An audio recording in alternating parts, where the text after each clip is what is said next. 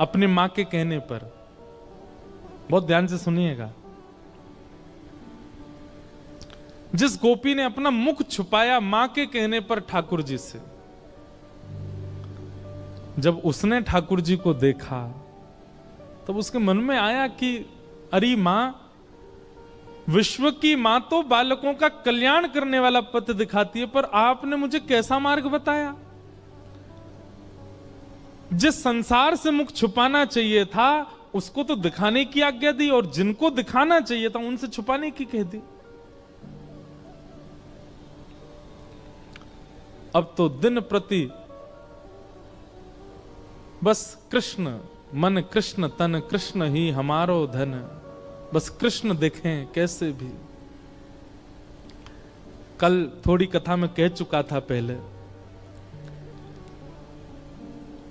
समय आया इंद्र पूजा बंद करके सब ब्रजवासी गोवर्धन पूजा करने के लिए गए, और 84 कोस के जितने ब्रजवासी हैं सब इकट्ठे भये।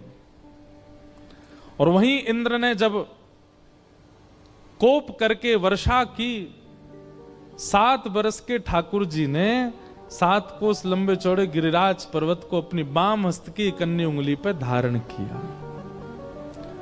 और जैसे ही ठाकुर जी ने गिरिराज जी धारण किए, दूर दूर खड़े हुए लाखों ब्रजवासी सब गिरिराज जी के समीप आ गए, सब भीतर आके खड़े हो गए। सब में आपस में चर्चा चल रही। अब गिरिराज जी 7 कोस लंबे हैं और दूर दूर वाले ने तो ठाकुर जी दिखे ही नहीं रहे हैं। सब बस ये कह रहे हैं, नंद के लाला ने गिरिराज जी उठा लिए, नंद के लाला ने पर्वत उठा लियो, नंद के लाला ने पहाड़ उठा लियो। यही चर्चा जब माधवी के कान में पड़ी तब माधवी बोली, शायद अब तो सबके बीच में ठाकुर जी अब तो दिख ही जाएंगे। क्योंकि जब जब श्याम सुंदर को देखने माधवी जाती, नेत्रों में जल आ जाता, धुंधलापन आ जाता, ठाकुर जी दिखते नहीं, क्योंकि शाप दे दिया ठाकुर जी ने। और ये शाप नहीं है, ये शाप नहीं है, ये विरह है। बंधुओं, हम एक बात निवेदन करें, मीराबाई का चरित्र या तुम स्पर्श करते नहीं हो, करवा रहे हो तो फिर अच्छे से ही सुनियो। इस स्थिति में ना आना पड़े इसकी प्रार्थना कीजिएगा, क्योंकि अब कलिकाल ऐसा बचा नहीं है कि आप इसको सहन कर पाओ।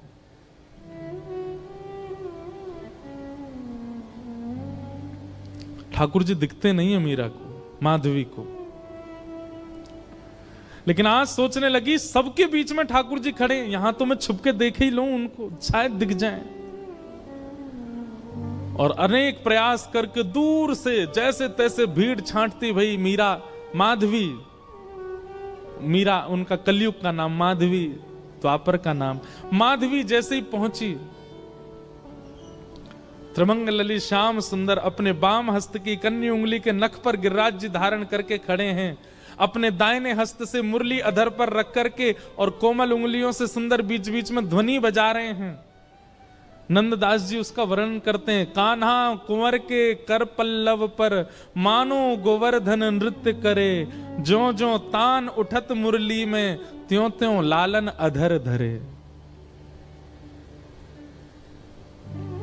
मेघ मृदंग मृदंग बजा, मेघ मृदंगी मृदंग बजा में, मेघा को जल यों ज्यों झरे। ग्वाल ताल दैनी को गावे, गायन को जो सुर भरे। देत आशीष सकल ब्रज नारी, नंद दास के तिमिर हरे। कान्हा कुंवर के, ठाकुर जी पता कि महाराज जी, अगर ये नंददास जी को पद देखो, इस पद के अनुसार, बहुत ध्यान से सुनना, हमारे श्री गिरधर लाल जी ऐसे खड़े, ऐसे नहीं, ऐसे, उनके ये चारों भुजाएं ऊपर हैं। तब हमें एक वैष्णव ने बताया, बोले ठाकुर जी कैसे कर रहे हैं पता है, सब ब्रजवासी खड़े हैं और श्री गिरिराज जी ठाकुर जी से कह रहे हैं, हे जय जय, मेरा स्वरूप इतना विशाल है कि मैं महाराष्ट्र में तो आ ना पाऊंगा, लेकिन आपके हस्तकमल और मेरे हस्तकमल मिले ने, ये 7 दिना तक मेरे संग रास ही कर लो। ठाकुर जी गिरिराज जी के संग रास कर रहे हैं, तो कभी ठाकुर जी ऐसे रहते हैं और फिर नेक ऐसे उछाल के फिर ऐसे ले लें, फिर ऐसे ले लें, फिर ऐसे ले लें, फिर यूं कर लें, कभी यूं कर लें, कभी ऐसे कर लें, मानो बार बार अपनी उंगलियों पे नर्तन करवा रहे हैं श्री गिरिराज जी को ठाकुर जी। अद्भुत छवि है। तभी माधवी पहुंची। जैसे ही ठाकुर जी के समीप पहुंची है, उस स्थान पर पहुंची जहां ठाकुर जी खड़े हैं, जैसे ही नेत्र भर के ठाकुर जी को देखने का प्रयास किया, जल भर आया नेत्रों में। मानो जैसे कोई धुंध आ गई हो, खूब मीड़ रही है, अपनी आंखों को मीड़ मीड़ के लाल कर लिए हैं, लेकिन ठाकुर जी दिख नहीं रहे हैं। आज पीड़ा असहनीय हो गई माधवी की। अर्धरात्रि का समय ठाकुर जी के चरणों से लिपट गई और बोली, मैंने इतना बड़ा अपराध किया कि आप मुझे दिख ही नहीं रहे हो। हे श्याम सुंदर, अब पीड़ा मत दो, अब दिख जाइए, एक क्षण दिख जाइए, आप दिखें और मैं प्राण त्यागूं, बस मुझे और कुछ नहीं चाहिए। ठाकुर जी बोले, माधवी तेने मुझको अपना रूप नहीं दिखायो। माधवी बोली, देख लो, मैं सामने खड़ी हूं, अब देख लो मेरे नेत्र, मेरे मुखमंडल को देख लो, जैसे चाहो देख लो, पर मेरे ऊपर तो ये जो दोष है ये हटाओ, मुंह को देखन दो आपको। ठाकुर जी बोले, अब तो माधवी ये पीड़ा तुमको ने सहनी पड़ेगी, क्योंकि वस्तु का मूल्य तब चित्त में ज्यादा बढ़ता है जब वह वस्तु समीप हो पर मिले ना। और प्रेम लक्षणा भक्ति में जितना विरह होगा, जितनी व्याकुलता होगी, जितनी तड़प होगी, उतना वह प्रेम पुलकित होगा, उतना वह प्रेम लक्षणा भक्ति का इत्र महकेगा और दूसरों को महकाएगा। मैं चाहूं आगामी कलिकाल में लोगन के चित्त में श्रद्धा होगी, विश्वास होगो, लेकिन प्रेम नहीं होएगो। उनके चित्त में प्रेम प्रकट करवे के काज मैं तो नहीं आऊंगो, तो को भेजूंगो। और वाक्य काजे तोए या जन्म में मेरे रूप के दर्शन को त्याग करनो पड़ेगो, थोड़ो सहनो पड़ेगो। मीराबाई ने सहा है हमें और आपको प्रेम देने के लिए। मैं और आप आज जिस प्रेम के मार्ग पर चल रहे हैं, जिस प्रेम की एक बिंदु हमारे ऊपर गिरती है, वह बिंदु के अधिकारी हम मीराबाई की वजह से बने हैं, क्योंकि उन्होंने द्वापर में दर्शन का त्याग किया है। त्याग नहीं, विरह सहा है, वो तड़पी हैं ताकि हमें प्रेम दे सके। माधवी बोली, मुझे बस अवधि बता दीजिए, कम से कम एक अवधि पता होगी तो मैं उस अवधि के सहारे रह लूंगी कि इतना समय लगेगा आपके दर्शन में। एक अवधि बता दो, 10 वर्ष, 50 वर्ष, कितने वर्ष लगेंगे? अवधि सुनकर के तो माधवी गिर पड़ी, रोने लगी। ठाकुर जी बोले, एक युग।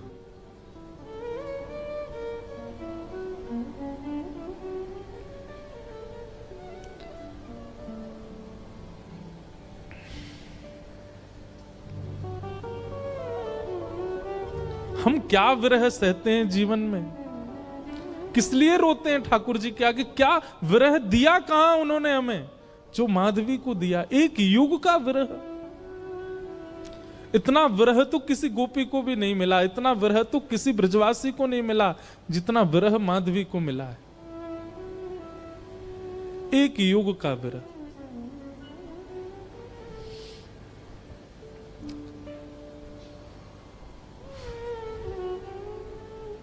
लेकिन क्या करे, प्रतीक्षा के अलावा और कुछ नहीं है जीवन में। चरणों में रोती हुई माधवी जाने लगी। और एक वैष्णव का स्वरूप नहीं है आत्म दाह करना, चाहे तो त्याग दे शरीर, लेकिन नहीं। अब कृष्ण ने कहा है कि प्रतीक्षा करो तो करनी है। वो प्रतीक्षा के ही शब्द हैं जो मीराबाई लिखती हैं। जो शब्द हमारे हृदय को विदीर्ण करके भीतर प्रवेश कर जाते हैं, वो शब्द किसी 2, 4, 10 वर्ष की प्रेमिका के नहीं है, एक युग की प्रतीक्षा करने वाली प्रेमिका के शब्द हैं।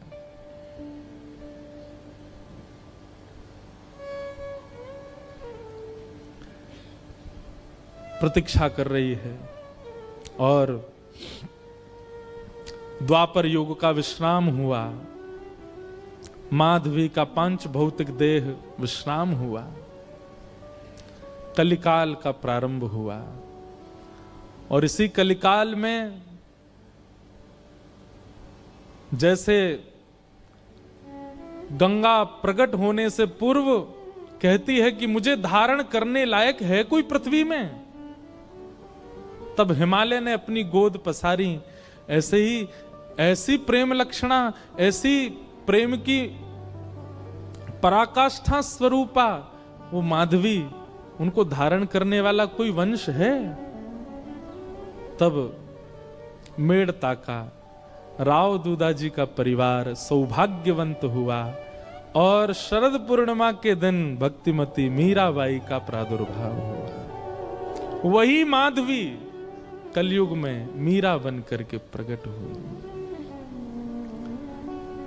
मीराबाई का वास्तविक नाम मीरा नहीं है, मिहिरा नाम है। जैसे नरसिंह मेहता जी का वास्तविक नाम नृसिंहराम मेहता, ऐसे ही मीराबाई का मूल नाम मिहिरा है। जन्म हुआ राव दूधाजी के कुलीन परिवार में।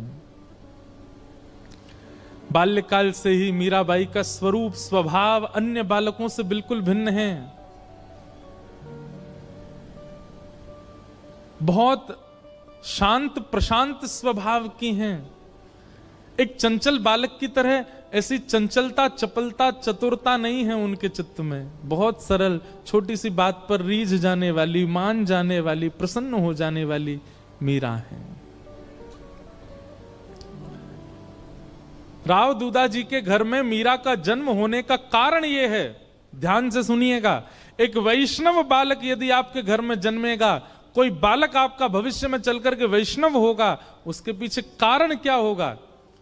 राव दूधाजी एक दिन भी बिना हरि चर्चा के व्यतीत नहीं करते।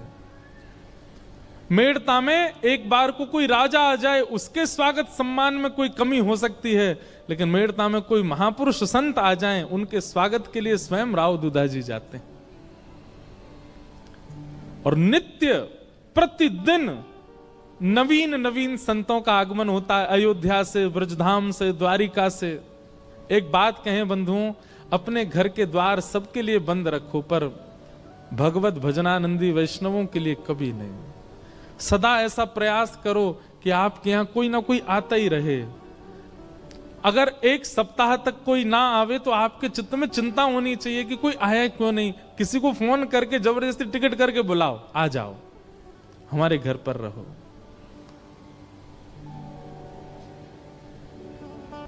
उनके भजन के जीवाणु घर में होते हैं, उसी से ही बालकों में भक्ति भाव प्रकट होता है। मीरा को ऐसे ही नहीं भेज दिया है राव दूधाजी के यहां, क्योंकि उनके यहां नित्य सत्संग होता है। वर्षों से, मीरा के जन्म से पहले से ही नियम है सत्संग का। धीरे धीरे मीराबाई बड़ी होने लगी, कथाएं सुनती हैं। जोशी जी कथा सुनाने के लिए आते हैं, मीराबाई सुनकर के प्रसन्न हो जाती हैं। प्रश्न पूछती हैं, ऐसे ऐसे प्रश्न पूछती हैं कि जोशी जी ही स्तब्ध हो जाते हैं। मीराबाई का स्वभाव ऐसा बताया गया कि कोई पूछता कि आप कौन हो, तो मीराबाई अपना परिचय ऐसा नहीं देती कि मेड़ता नरेश महाराज राव दूधाजी की मैं पौत्री हूं, बल्कि अपना परिचय ऐसे देती हैं, परम गौभक्त संत सेवी, परम सत्संगी श्री ठाकुर जी राधा माधव की नित्य लीला, नित्य सेवा में प्रवीण श्री राव दूधाजी की मैं पौत्री हूं। वो कभी ऐसा परिचय नहीं देती हैं कि इतने बड़े राजा घराने की मैं पुत्री। ये गुण भागवत में लिखा है कि परम भागवत कभी भी अपने उच्च कुल, अपनी जात, अपनी आदि आदि के प्रभाव में नहीं रहता। मीराबाई ऐसी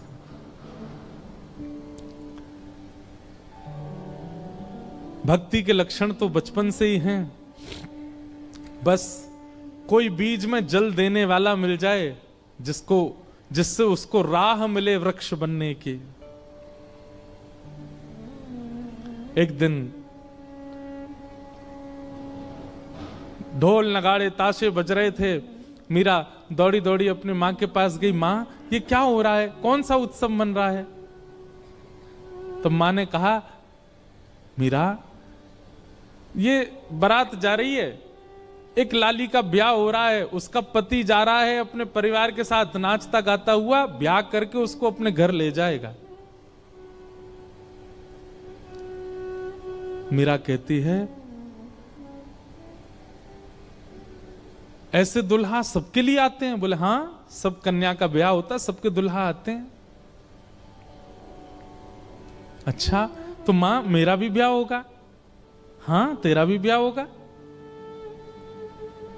जैसे तेरे बापू सा हैं, ऐसे ही तू भी ब्याह करेगी और फिर तेरे बालक भी उनको बापू बोलेंगे और तू उनकी मां होगी।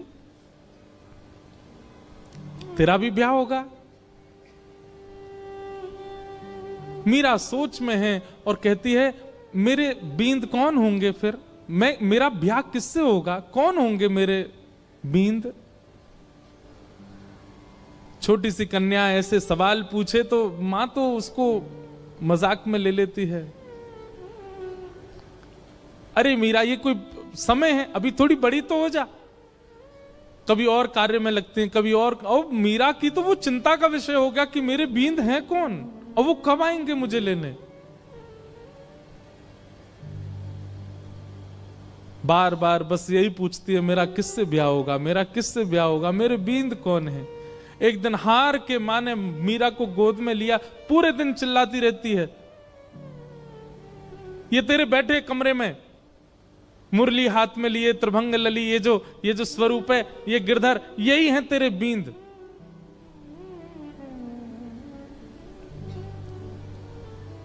स्वरूप देखा ठाकुर जी का और मां ने कह दिया यही है तेरे बींद। तो मीरा के चित्त में ऐसा विश्वास प्रगाढ़ हो गया कि यही है मेरे बींद और कोई नहीं। अब तो मीरा की स्थिति ऐसी हो गई, वो कक्ष में जब जाती है तो ठाकुर जी की ओर भी बहुत झुकी हुई नजरों से देखती है। ज्यादा मतलब व्यवहार ऐसा करने लगी कि मानो सच में ही ये उसके बींद हैं।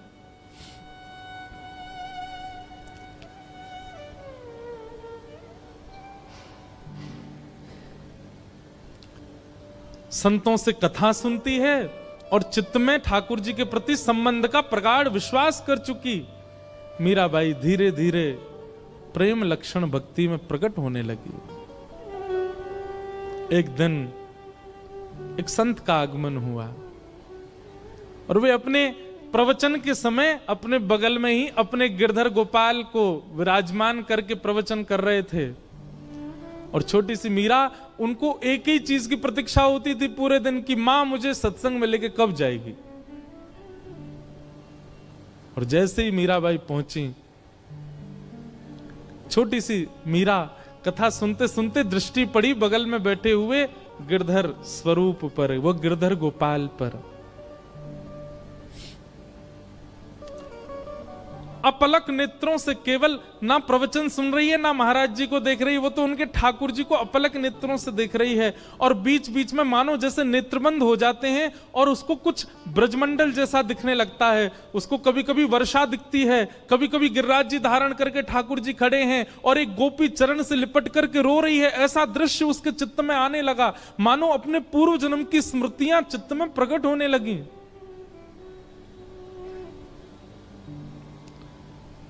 ठाकुर जी ने माधवी से कहा था, एक संत के माध्यम से मैं तेरे पास आऊंगा और मेरी खूब सेवा करना। माधवी को थोड़ी थोड़ी स्मृति आ गई मीरा को, और जैसी स्मृति पूर्ण हुई, कथा विश्राम हुई, नेत्र लाल हैं, अश्रु गिर रहे हैं नेत्रों से, और अपनी मां को पकड़ के कहती है, मां ये कौन है? मां कहती है, ये महात्मा है, कथा सुना रहे हैं, साधु जी हैं। नहीं, ये नहीं, इनके बगल में जो बैठे हैं वो कौन है? ये तो इनके ठाकुर जी हैं। हाँ, तो मेरे बींद ना, आपने कहा था ना मेरे बींद, वही है ना ये? हंस गई मां, अरे मीरा, हाँ वही हैं। तो मेरे बींद आ तो गए मां, अब मेरा ब्याह करा दो। अरे अभी तेरी उम्र नहीं है मीरा, तो मैं बड़ी हो जाऊं तब करा देना, पर तब तक मेरे बींद को घर में ही रख लो, मैं इनको पास में रख लूं अपने। बालपन की वो बातें सबको नहीं भाती हैं। प्रणाम करने के लिए मंच पर जब गई, मीरा के नेत्र सजल। महाराज जी ने पूछ लिया, अरे बिटिया क्यों रोती है? मीरा कहती है, ये मेरे हैं, ये आपके साथ आए हैं, इन्होंने मुझे वचन दिया था ये एक साधु के साथ आएंगे, ये मेरे हैं, आप इनको मुझे दे दीजिए।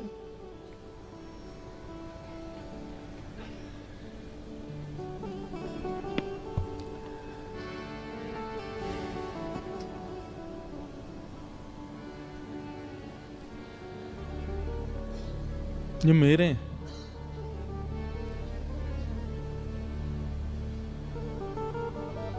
कोई अपने ठाकुर कैसे दे सकता है किसी को? और वो भी पूजा के ठाकुर जी हो तो दिए भी जाएं, लेकिन जिनसे स्नेह प्रेम के लाड़ के ठाकुर जी, वो किसको कैसे मिल जाएंगे? पहले तो छोटी बालिका समझ करके महात्मा हंस गए, लेकिन जब कहने लगी ये तो मेरे हैं जिद करने लगी, तो महात्मा भी प्रेमी थे, व्याकुल हो गए, अपने ठाकुर जी को हृदय से लगा के तुरंत चले गए वहां से। मीराबाई कहने लगी, संत बुरे नहीं है, माता पिता बुरे नहीं है, आप ही मेरे पास आना नहीं चाहते हो।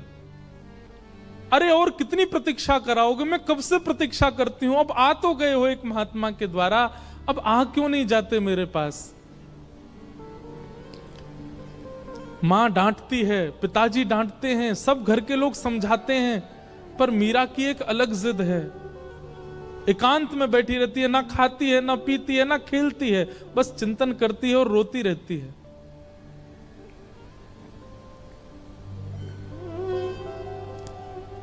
प्रतिज्ञा ले ली, मैं अन्न नहीं खाऊंगी। अब मैं प्रयास नहीं करूंगी कि आप आओ मेरे पास, मैं प्रयास नहीं करूंगी कि मैं आपको लाऊं, आपको खुद आना पड़ेगा, मेरी प्रतीक्षा बहुत हो चुकी है।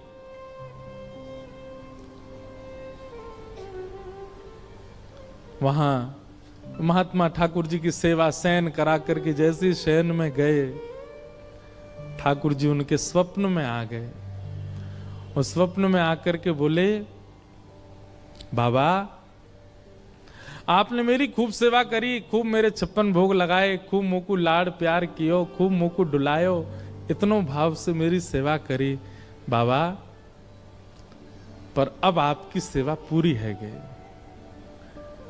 जो बालिका आज कथा में आई, मैंने वाकू वचन दियो है कि मैं आपके माध्यम से आऊंगा, आप उनको जाए के मुंह को दे दो।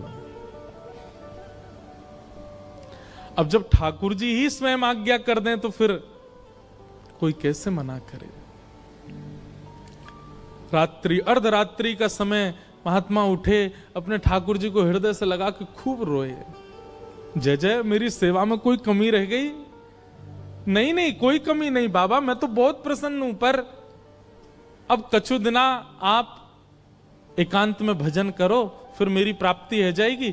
अब आप तो चले जाओगे, फिर मेरी सेवा कौन करेगा? या हमारी सेवा विस्तार के लिए वह कन्या को मोह दे दो। और अर्धरात्रि का समय, नन्ही सी मीरा अनशन व्रत पर मानो बैठी हो, और महात्मा पहुंच गए। ले मीरा है गिरधर तेरा, ले मीरा है गिरधर तेरा। अपने ठाकुर जी को लेकर के गए। सेवा बड़े भावत करियो, सेवा बड़े भावत करियो, रखियो नने नानेरा हो, रखियो ने नानेरा। बेटी ले मीरा है गिरधर तेरा, ले मीरा ले गिरधर तेरा। मीरा के चित्त में पीड़ा भी हो रही है और वो नाच भी रही है। नाच इसलिए रही है कि आज मानो जैसे वर्षों और युगों का विरह समाप्त होगा, पर पीड़ा इस बात की है कि मैं एक वैष्णव की सेवा ले रही हूं। उन महात्मा के नेत्रों के आंसू मीरा को बहुत, ये एक वैष्णव का स्वरूप हो जाता है। वो स्वयं पीड़ा में रहना मंजूर रखता है, पर अन्य किसी वैष्णव की पीड़ा देख नहीं पाता।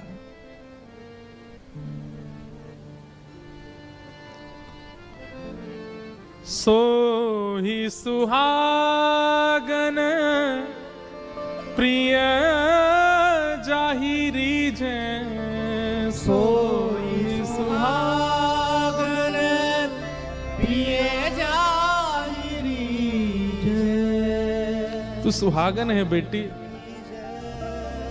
ये पहले मुझसे रीझे थे, मेरे पास आए, लेकिन अब ये तो से रीझ गए हैं। मैं अपनी तरफ से नहीं दे रहा हूं, ठाकुर जी ने आके मुझे आज्ञा दी है कि वो तोते सेवा कराना चाहें।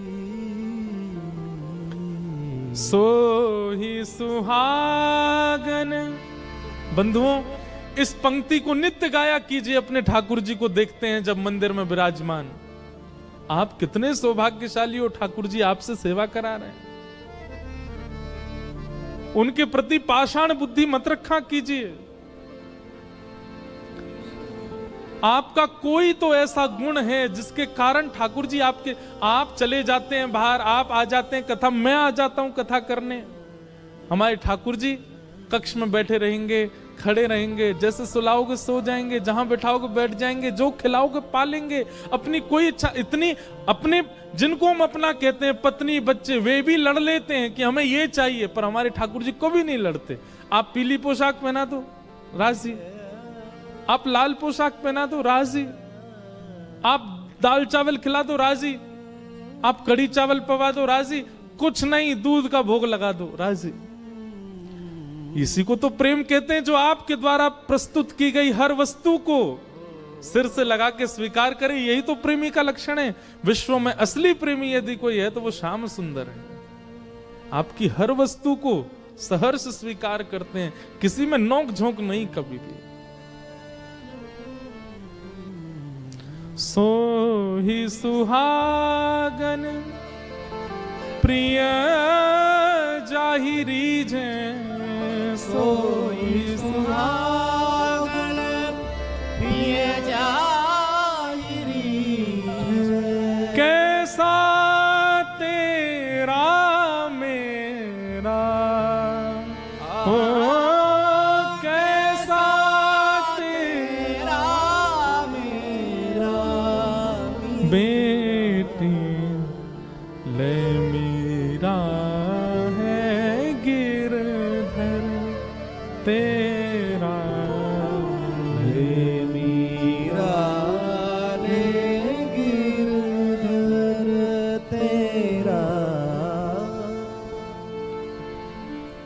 मीराबाई को ठाकुर जी दे दिए हैं।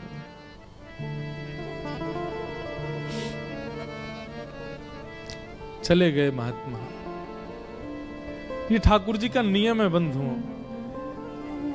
एक को संयोग देते हैं तो जिसको संयोग दे रहे हैं मानो किसी को वियोग देके आए। और जिसको संयोग दिया है वो तैयार रहे, एक दिन वियोग मिलेगा।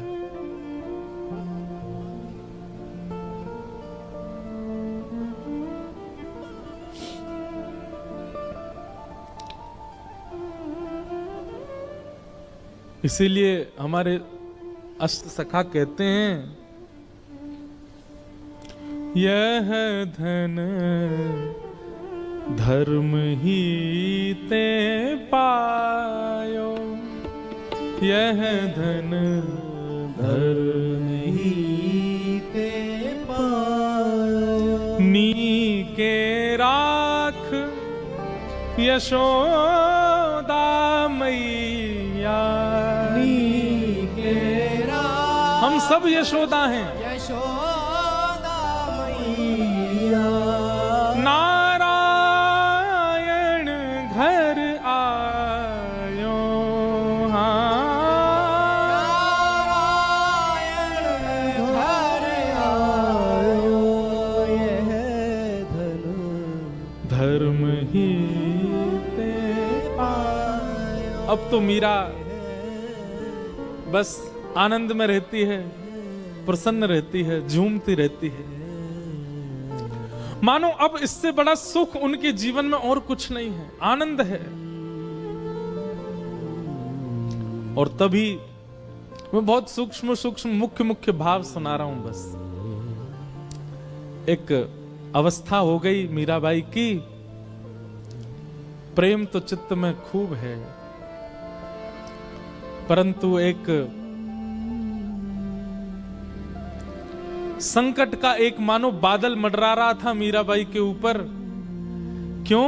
अब मां, पिता, घर के सब बड़े सदस्य और राव दूदाजी तो पधार चुके हैं। मीरा बहुत रोई जब दादाजी गए, क्योंकि वही थे जो भक्ति मार्ग में लेके आए मीरा को। संकट इस बात का है कि अब सब चर्चा करते हैं कि मीरा का ब्याह करो। एक दिन मीरा अपनी मां से लड़ने लगी, मां आप मेरा किससे ब्याह कर रही हैं? अरे मेवाड़ के राजा, मेवाड़ के राजकुमार राजा भोज, तुम जानती हो उनका पराक्रम, तुम जानती हो उनका बल, तुम जानती हो उनका ऐश्वर्य। अपनी मां से मीरा कहती है, तो फिर ये कौन है जिनको बचपन में आपने मेरा बींद बताया था? अरे बालापन की बात है, बचपन में ऐसी तू जिद कर रही थी इसलिए बोला। बोले मां आपने तो ऐसे ही बोल दिया, परंतु मैं तो चित्त में घर करके बैठी हूं कि यही मेरे बींद हैं और मेरा स्वभाव व्यवहार सब कुछ वैसा ही है। आप अपनी बात से कैसे मुकर सकती हैं मां? चुपचाप तैयार हो जा, तुझे देखने वाले आ रहे हैं। कौन समझे विरह वेदना। मीराबाई बैठी है अपने ठाकुर के सामने, मंदिर में ही बैठी है, कुछ विशेष श्रृंगार नहीं किया है। तभी भोजराज और पूरा परिवार सब आए।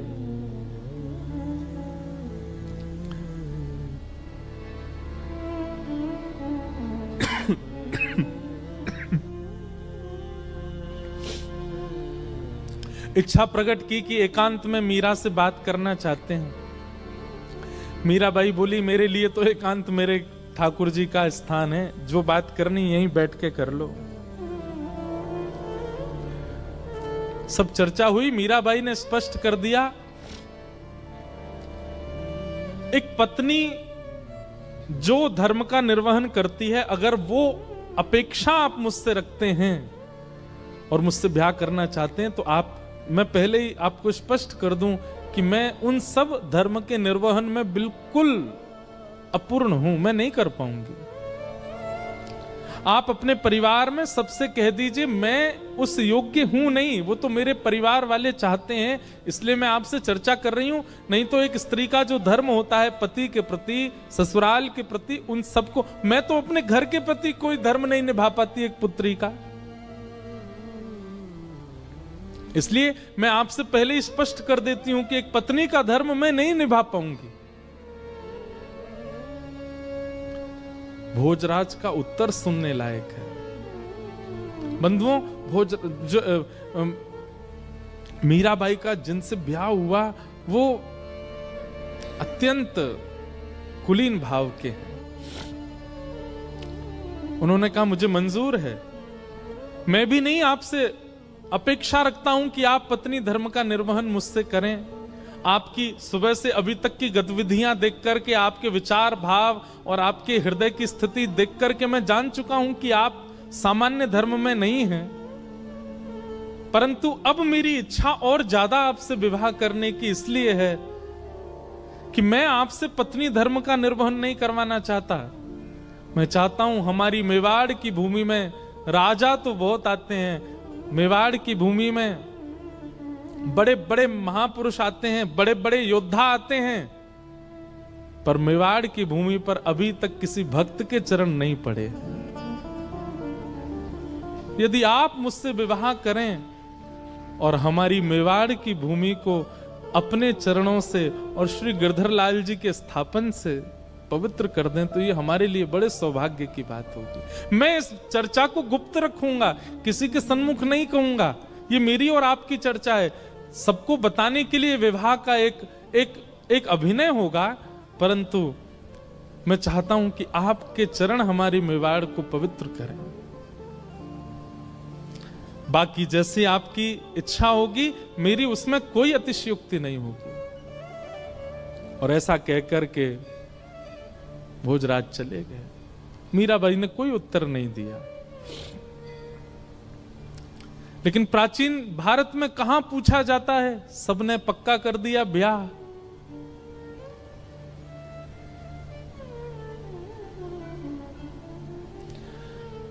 मीराबाई एक संत से जाके कहती है कि कभी अगर हृदय में बहुत वेदना होती हो और अपने प्रियतम को बतानी हो तो उसके लिए कोई उपाय है? तब एक संत ने कहा, तुम पत्र लिखा करो और वृंदावन जाने वाले किसी व्यक्ति के हाथ वो पत्र भेज दिया करो।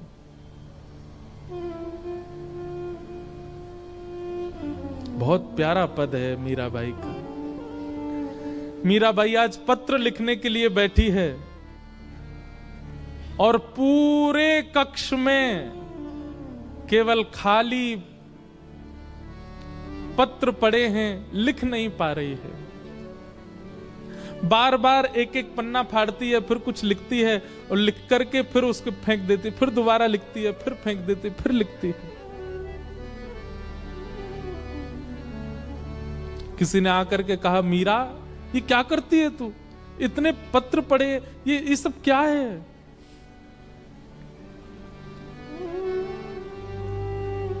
पत्तियां मैं कैसे लिखूं, लिखी ही न जाए। पत्तियां मैं कैसे लिखूं, लिखी ही न जाए। पत्तियां मैं कैसे लिखूं, लिखी ही न जाए। पत्तियां मैं कैसे लिखूं, लिखी ही न जाए। क्यों? कलम धरत मेरो कर कांपत है। कलम धरत मेरो कर कांपत है। कलम धरत मेरो कर कांपत है। कलम धरत मेरो कर कांपत है। मीराबाई कहती है, मैं लिखने के लिए बैठती हूं, पहले तो शब्द याद नहीं आते और जैसे तैसे अपनी स्थिति। बंधुओं, एक बात याद रखिएगा, विरह की स्थिति शब्द बयान नहीं कर सकते। वो शब्द नहीं बता सकते कि आपकी स्थिति कैसी है। आप कितना भी प्रयास कीजिए बोलने का, बताने का, नहीं बता पाओगे। क्योंकि विरह प्रेम शब्द की इतनी क्षमता नहीं कि वो आपका विरह प्रेम प्रकट कर सके। लेकिन मीराबाई कहती है जैसे तैसे मैं लिखने का प्रयास भी करती हूं। कलम धरत मेरो कर कांपत है, कलम धरत मेरो कर कांपत है। नैन रहे हैं झराए, हो नैन रहे झराए। और जैसे तैसे लिख भी देती हूं तो इतने नेत्रों से अश्रु गिरते हैं कि जो लिखा सब बह जाता है। पत्तियां मैं कैसे लिखूं, लिखी ही न जाए। पत्तियां मैं कैसे लिखूं, लिखी पत्तियां मैं कैसे लिखूं, लिखी ही न जाए। पत्तियां मैं कैसे लिखूं, लिखी न जाए।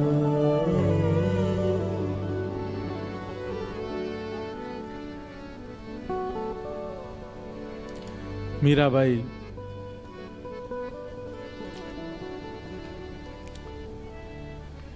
बस स्मरण करती हैं, वृंदावन की दिशा की ओर देखती रहती हैं। अभी भी विरह समाप्त नहीं हुआ है। घड़ी आई विवाह की, पूरा मेड़ता सजा है, परंतु होने वाली दुल्हन उसके मुख पर बिल्कुल प्रसन्नता नहीं है। मीराबाई ठाकुर जी के सामने बैठकर के केवल इतनी प्रार्थना करती है, मैं देह और आत्मा को अलग मानती हूं। मैं जानती हूं देह की क्रिया आप स्वीकार नहीं करते। देह भले ही कोई और वर्ण करके ले जाए, कम से कम आत्मा आपकी है, ये स्वीकार करके मुझे कैसे भी बता दीजिए कि आपने मुझे स्वीकार कर लिया। मुझे और कुछ नहीं चाहिए। अन्य से देह का विवाह हो, उससे पहले पहले आत्मा का आपसे विवाह हो जाए। हे ठाकुर जी, मैं और कुछ नहीं मांगती आपसे।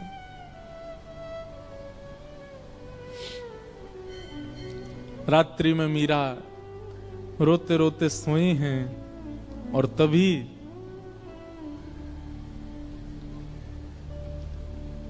स्वप्न में श्री ठाकुर जी पधारे और मीराबाई के साथ स्वप्न में ही विवाह संपन्न हो गया। ठाकुर जी ने विवाह किया। प्रातः काल का समय, पूरे घर में शादी की तैयारियां चल रही हैं। मां दौड़ी दौड़ी मीराबाई के कक्ष में गई, अभी तक मीरा उठी नहीं है। जैसे ही भवन में प्रवेश करके भीतर देखा, एक नवीन शादी का जोड़ा पहने हैं, हाथों में मेहंदी रची हुई है, मांग में सिंदूर भरा है, गले में सुंदर ऐसा अद्भुत मंगलसूत्र पहन रखा है, यहां तक केवल चूड़ियों से अलंकृत हाथ हैं। अद्भुत श्रृंगार और प्रसन्न मुद्रा में मीरा सोई है। मीराबाई के विवाह के लिए जो पोशाक मंगाई गई है वो तो दूर रखी है, ये एक नवीन पोशाक, और ऐसी पोशाक की मेड़ताओं ने भी कभी नहीं देखी होगी। मां ने तुरंत मीराबाई को उठाया, उठा करके पूछा, मीरा जल्दी उठ, ये सब क्या करके बैठी है? तेरे मांग में सिंदूर, गले में मंगलसूत्र, हाथ रचे हुए, ये इतने सुंदर तूने जोड़ा, ये क्या करके आई है? कहां से लेके आई ये सब?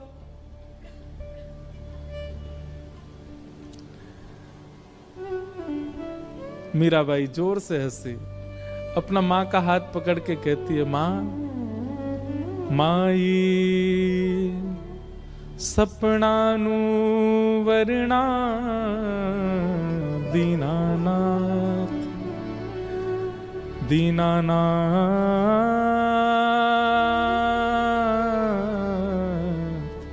दीनानाथ। माई,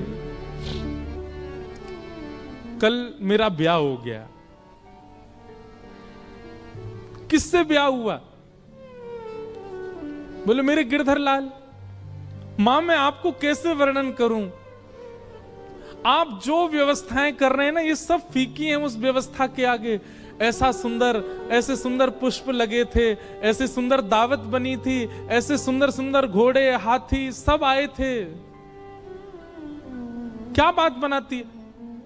कब हुआ तेरा ब्याह? किसने देखा तेरा ब्याह? मीरा कहती है, एक ने देखा हो, दो ने देखा हो तो कहूं 56 कोटा जना पधारया, दुल्हो श्री ब्रजनाथ,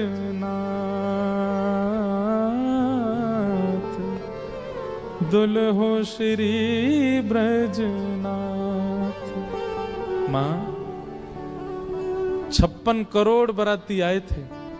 सब देवी देवता, ब्रह्मा, शिव, रुद्र, सनकादि सब आए थे मेरे ब्याह में। और इन सब बरातियों के बीच एक सुंदर से हाथी पर सहरा बांधे, अद्भुत पोशाक पहने, मधुर मुस्कान, कटाक्ष नेत्र, मधुर घुंघराले केश, हाथ में मुरली लिए मेरे दुल्हा बनकर के साक्षात ब्रजनाथ श्री कृष्ण आए थे। दुल्हो श्री ब्रजनाथ। बहुत सुंदर वर्णन है। मीराबाई अपने स्वप्न के विवाह का वर्णन कर रही है अपने मां के आगे। किसने हमारा कन्यादान किया, हमारे फेरे कैसे पड़े, उन्होंने मेरे गले में कैसे मंगलसूत्र पहनाया, दावत कैसे हुई, एक एक चीज का वर्णन कर रही है मीरा। और मां इधर से उधर जा रही है, सिर पीट रही है, रो रही है। ये क्या बातें कर रही है मीरा तू? लेकिन कौन समझे मीरा को? मीराबाई हंसने लगी और कहने लगी, मां मेरा ब्याह हो गया। मां तुरंत भीतर गई, घड़े में जल भर के लाई और ला करके मीरा के मांग का सिंदूर पोंछने लगी। मीरा कहती हैं, अब चाहे जो कर लो मां, ये देह चाहे जिसको दे दो, पर आत्मा को तो स्वीकार कर लिया है श्याम सुंदर ने। अब मैं राजी राजी चली जाऊंगी जहां भेजोगी, मुझे अब परवाह नहीं। मैं जिनकी हूं उन्होंने मुझे स्वीकार कर लिया है। कितनी पीड़ादायी बात है। मीराबाई का पुनः श्रृंगार किया गया और फिर मंडप में ले जाया गया।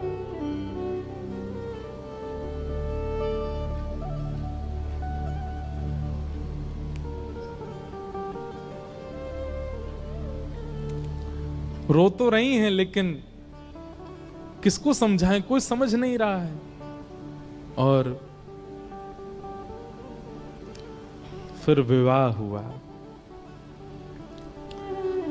और विवाह के बाद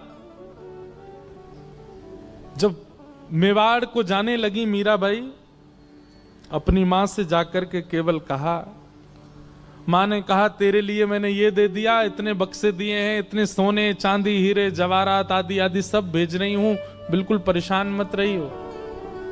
मीराबाई कहती हैं, सब रख लो, बस मेरे गिरधर लाल दे दो, उनको लेके चली जाऊंगी, मुझे इन सब की आवश्यकता नहीं। एक अश्रु बिंद नहीं है मीरा के नेत्रों में विदाई के समय। अपने ठाकुर जी को गोद में ले रही है, सब देख रहे हैं मीरा को, रो रहे हैं, पर मीरा केवल अपने ठाकुर जी को निहार रही हैं, नेत्र नीचे करके। गाड़ी, बैलगाड़ी, घोड़ा गाड़ी, हाथी गाड़ी सब धीरे धीरे चलते जा रहे हैं। और मीरा ना प्रसन्न है ना उदास है, बस एक समत्व है मुखमंडल पर। निकल गई मेवाड़।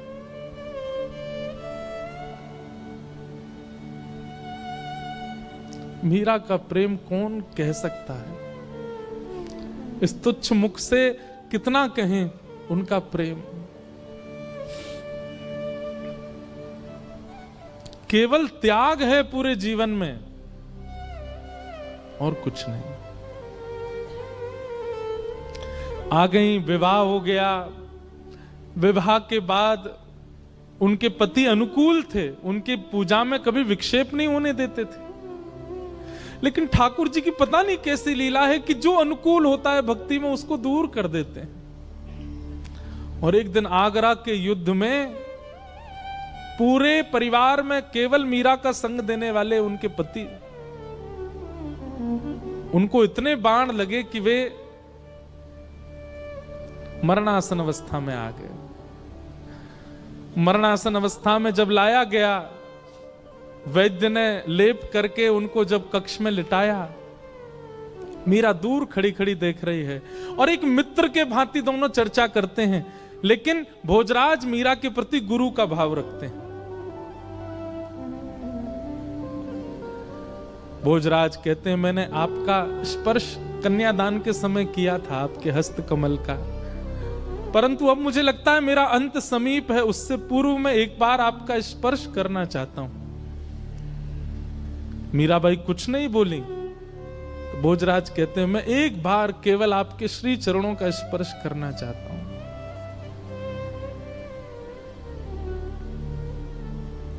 ठाकुर जी के पास गई, अपने गिरधर गोपाल की प्रसादी माला लेकर के आई और भोजराज के गले में पहनाई और अपना हस्त कमल उनके शीश पर फेरती हैं मीरा। ऐसा कहते हैं, मैंने पढ़ा है कि वैसे तो मीरा श्रृंगार करती नहीं थी, पर जिस दिन भोजराज जी की ये स्थिति थी, उस दिन कोई उत्सव मीराबाई ने किया था और उस दिन 16 श्रृंगार किए थे मीराबाई ने। और उस श्रृंगार के रूप में मीराबाई को देखते देखते देखते मानो जैसे उनके पति को साक्षात युगल ही एक रूप में हो, ऐसा दिखने लगा। और उनके पति अपने प्राण त्याग देते हैं।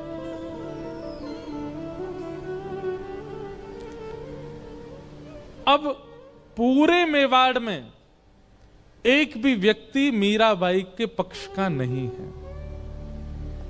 ऐसा सुनने में आता, उनके ससुर जी भी पक्ष में थे, वे भी चले गए और कोई पक्ष का नहीं है, सब विपक्षी हैं।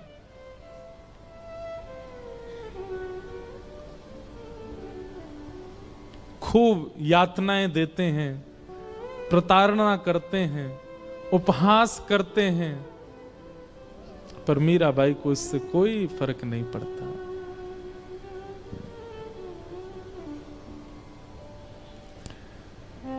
एक बार जब वैद्य को विष बना करके देना पड़ा और मीराबाई चरणामृत समझ के पी गई, कुछ हुआ नहीं, तब उसी वैद्य को 2 बूंद पिला दी गई राणा के द्वारा, मर गया वो वैद्य। तब मीराबाई के चित्त को क्षोभ हुआ कि मुझ तक पीड़ा रहे मैं सह लूं, पर मेरे अलावा किसी और को मिले ये मैं सहन नहीं कर सकती।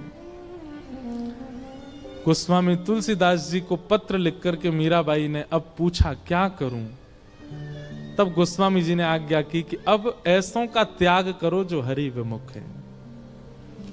और मीराबाई मेवाड़ से अभी वृंदावन नहीं गई, मेड़ता गई, और फिर मेड़ता से वृंदावन मीराबाई बहुत विलंब से गए, क्योंकि वृंदावन उनके रोम रोम में बसता है, वृंदावन उनके हृदय में बसता है, वृंदावन उनके चित्त में बसता है। आगे लीला में मीराबाई वृंदावन गई और फिर वृंदावन में कैसे उनको निकुंज का, रास का दर्शन हुआ, वो सब लीला हम सुनेंगे।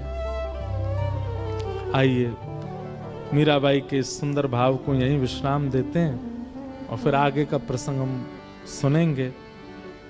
गिरधर जन्म मरण रासा थे, गिरधर जन्म मरण रासा थे, गिरधर जन्म मरण रासा थे। मीराबाई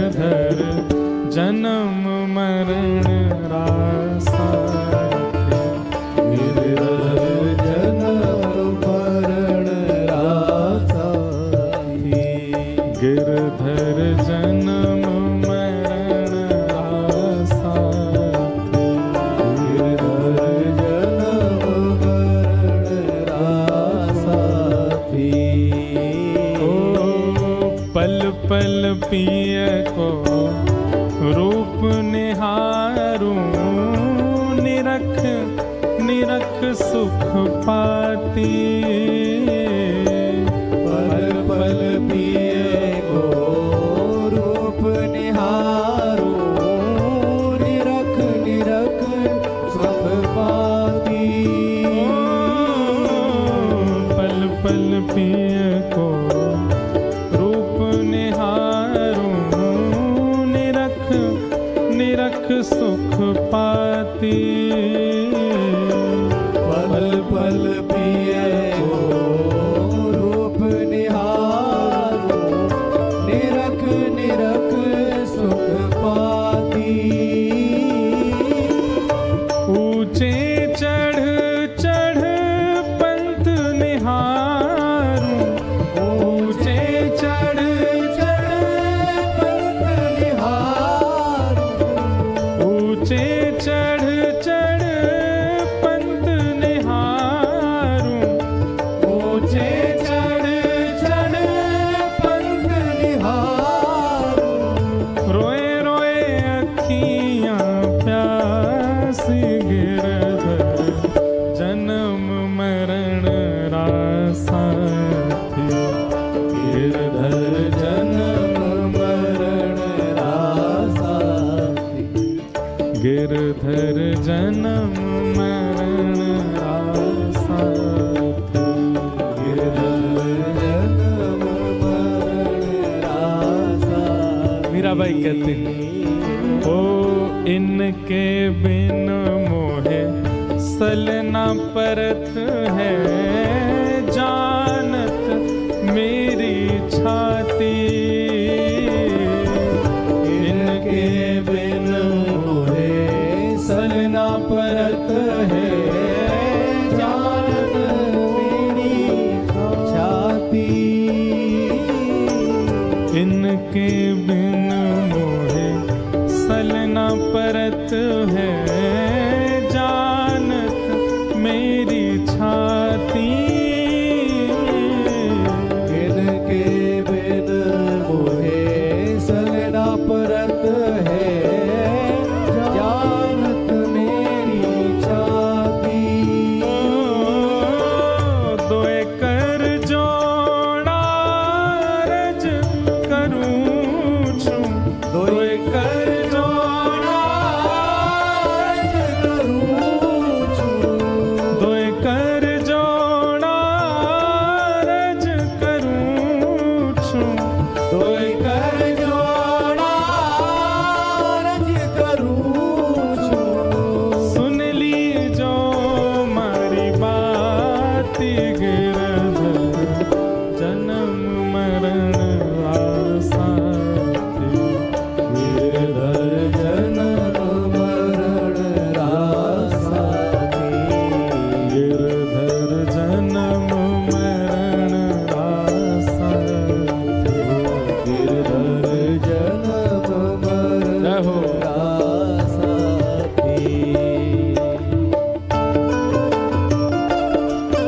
गिरधरलाल प्यारे की जय हो।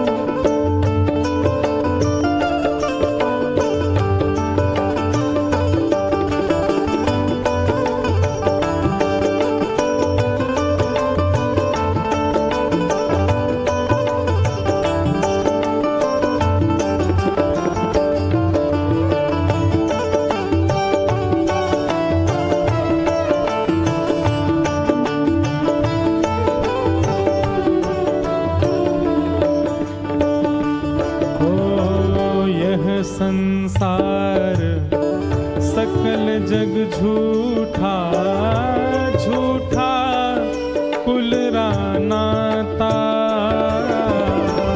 ये संसार सकल जग झूठा, झूठा कुल रानाता। यह संसार सकल जग झूठा, झूठा कुल रानाता। ये संसार सकल जग झूठा, झूठा